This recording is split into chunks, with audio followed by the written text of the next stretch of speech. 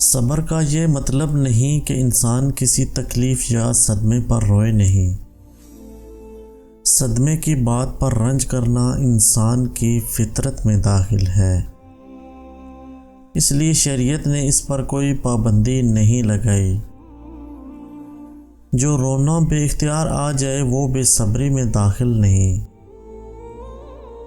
البتہ صبر کا مطلب یہ ہے کہ صدمے کے باوجود اللہ تعالیٰ سے کوئی شکوہ نہ ہو، بلکہ اللہ تعالیٰ کے فیصلے پر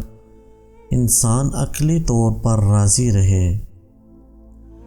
اس کی مثال ایسی ہے کہ جیسے کوئی ڈاکٹر آپریشن کرے تو انسان کو تکلیف ہوتی ہے، اور بعض اوقات اس تکلیف کی وجہ سے انسان بے ساختہ چلا اٹھتا ہے، لیکن اسے ڈاکٹر سے کوئی شکایت نہیں ہوتی، کیونکہ اسے یقین ہوتا ہے کہ جو کچھ وہ کر رہا ہے اس کی ہمدردی میں اور اس کی صحت کی خاطر کر